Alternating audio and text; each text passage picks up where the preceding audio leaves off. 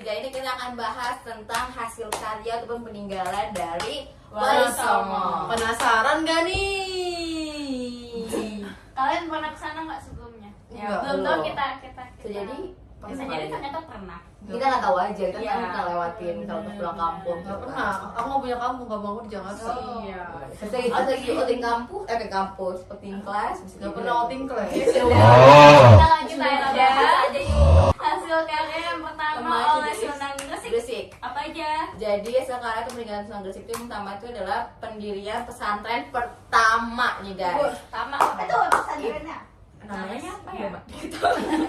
Parah. Ntar kita tahu. Nah, itu dia.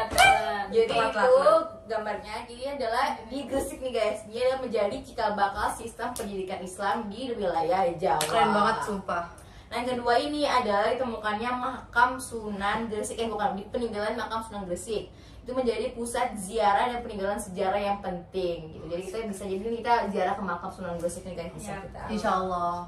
Terus yang ketiga ini adalah penyebaran Islam melalui perdagangan dan pendidikan yang menjadi warisan utamanya gitu. Selanjutnya adalah hasil karya dari Sunan Ampel. Pertama ini didirikan oleh pesantren Ampel Denta yang merupakan pusat pendidikan Islam pertama di wilayah Jawa Timur. Selalu dia juga membuat konsep dakwah yang berakhlak yang menekankan dengan nilai moral dan pendidikan. Dan terakhir, dia ini meninggalkan banyak penerus Wali Songo. Banyak murid-muridnya itu yang menjadi wali besar di kemudian hari. Jadi banyak yang muridnya Sunan Ampel itu jadi Wali Songo guys gitu kan. Selanjutnya Sunan Giri. Selanjutnya ada Sunan Giri. Nah, di karya dia yang pertama itu mendirikan pesantren Giri di Gresik. Ya, berarti kayaknya pesantren kedua deh setelah tadi. Sunan Iya, Sunan siapa? Sunan Gresik. Banyak Gresik juga. Gresik. Ampel. Nah, gitu. Ya. Nah, ini tuh menjadi pesantren ini tuh menjadi pusat pendidikan agama dan pengembangan masyarakat Islam di Timur Jawa. Nah, yang kedua, Sunan Giri itu juga membuat karya tentang lagu anak tradisional seperti Cublak-Cublak Suung dan Jamuran yang tadi disebutin nama Atika sebelumnya. Yaitu juga merupakan sebagian dari dakwah budaya. Lalu yang terakhir, karya beliau itu adalah peninggalan fisik seperti Masjid Jami Ainul Yakin di Sidomukti dan petilasan-petilasan seperti Kolom Wudhu, Batu Giwang, Telogo yang masih bisa dikunjungi sampai sekarang. Itu ya. Selanjutnya adalah karya peninggalan dari Sunan Bonang. Yang pertama itu merupakan tembang dan suluk. Itu adanya seperti kayak suluk Kujil, suluk Bonang, dan tombo ati. Tombo hati. Itulah. Selanjutnya itu ada seni gamelan yang bernuansa Islam. Itu yang dimana alat musik tradisional digunakan untuk berdakwah, tuh guys. Tidak untuk berdakwah. You know. Dan terakhir itu adalah pesantren Bonang di daerah Tuban sebagai pusat pendidikan Islam pada masa itu. Nah, selanjutnya ada Sunan. karya dari Sunan Derajat. Nah, yang pertama itu beliau mendirikan pesantren di Desa Derajat, Kecamatan Paciran, Kabupaten Lamongan. Apa ya pesantrennya? Namanya. Itu dia tadi pesantrennya guys. Lanjut. Keren banget kita. Yang kedua karyanya yaitu menciptakan lagu tembang atau lagu tradisional Pangkur yang digunakan untuk dakwah melalui seni. Nah, terakhir yaitu ajaran sosial dan moral yang tertulis dalam falsafah hidupnya yang masih dijadikan inspirasi hingga kini. Selesai. Selanjutnya Lanjut. Sunan Kalijaga. Nah, aku akan bahas tentang hasil karya Sunan Kalijaga. Yang pertama, hasil karyanya adalah Masjid Agung Demak. Nah, sebenarnya pembangunan Masjid Agung Demak itu dimulai oleh Raden Patah, Raja pertama Kesultanan Demak. Tapi Sunan Kalijaga juga berperan dalam perancangan arsitektur dan simbol-simbol keislaman di masjid, kayak gitu. Nah, hasil karya yang kedua itu adalah wayang kulit bernuansa Islam. Beliau menciptakan wayang kulit yang disesuaikan dengan ajaran Islam. Cerita dan tokohnya diubah agar mengandung pesan moral dan nilai tauhid tanpa menghilangkan budaya Jawa. Nah, yang ketiga itu adalah tembang Jawa bernilai Islami. Sunan Kalijaga mengubah beberapa tembang Jawa seperti Lir Ilir dan Gundul-Gundul Pacul. Lagu-lagu ini tuh berisi nasihat tentang keimanan, kesederhanaan, dan semangat berbuat baik. Nah, yang terakhir adalah ajaran tentang kehidupan dan moral sosial. Beliau itu meninggalkan ajaran falsafah hidup Jawa Islami seperti pentingnya gotong royong, kejujuran, dan saling menghormati. Nilai-nilai ini masih banyak dipegang masyarakat Jawa sampai sekarang. Selanjutnya, Oke. Sunan. Selanjutnya adalah hasil karya Sunan Kudus. Jadi Sunan Kudus itu ada ternyata membuat masjid Menara Kudusnya di mana itu digabungkan antara Islam dan Hindu. Maaf kalau Buddha, Hindu boleh.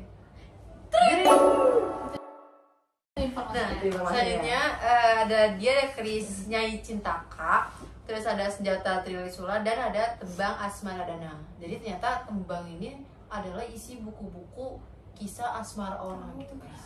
Tapi kita nggak tahu benar bang, nanti kita lihat. Nah, selanjutnya apa? Sunan Sunan Muria. Muria. Apa tuh? Sunan Muria. Cici. Mau bebek lagi bersin. Oke, jadi aku mau bahas karya-karya apa saja sih yang udah jadi hasilkan dari Sunan Muria ini. Jadi Sunan Muria ini bukan hanya seorang penyebar agama Islam, tapi juga seorang seniman dan pendidik yang luar biasa. Mulai dari bidang budaya, terus seni dan pendidikan. Salah satu karya Sunan Muria yang paling terkenal itu adalah lagu-lagu tembang Jawa bernuansa Islam seperti Sinom dan Kinanti. Jadi melalui tembang-tembang ini beliau mengajarkan nilai-nilai moral dan ajaran Islam dengan cara yang lembut dan mudah diterima oleh masyarakat. Bayangkan masyarakat waktu itu bisa belajar tentang kebaikan, kesabaran, dan keimanan lewat nyanyian yang indah. Jadi mantap. Iya. Selain itu, Sunan Muria juga berperan besar dalam mengembangkan kesenian gamelan dan wayang. Beliau tidak melarang kesenian tradisional, tetapi justru memanfaatkannya untuk berdakwah. Cerita-cerita wayang diberi makna baru yang sejalan dengan ajaran Islam.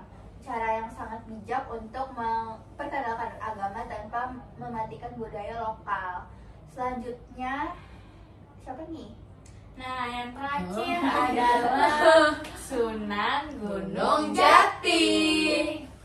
Beliau menghasilkan karya atau peninggalan berupa memperbaiki atau membangun infrastruktur jalan. Jadi jalan-jalan itu banyak yang dibenerin, lalu mengembangkan seni suara, ukir, pahat, dan kesusastraan. Lalu ada peninggalan yang bisa kita datangi, yaitu Masjid Agung Cirebon yang tentunya di Cirebon. Dan Masa pasti. lalu ada yang namanya tradisi glukdak saat Ramadan ya. Jadi tradisi ini itu untuk menyambut bulan suci Ramadan. Ngapain tuh Yakni tradisinya? itu menabuh beduk usai melaksanakan ibadah sholat asar sebelum bulan Ramadan tiba.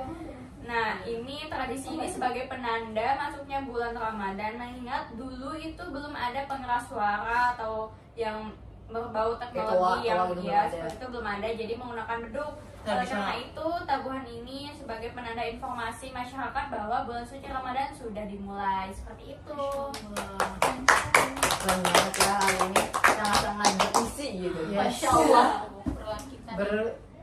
Berfaedah lah intinya lah ya. Bobot dapat materi dapat apa? Ilmu baru. Masya Allah, Masya Allah. Jadi Inilah ke 27 materi dari Podcast Wali Songo.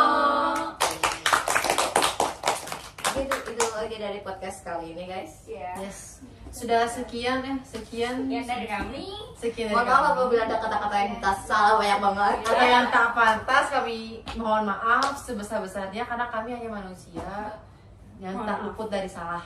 Mohon maaf. Absen. Besar.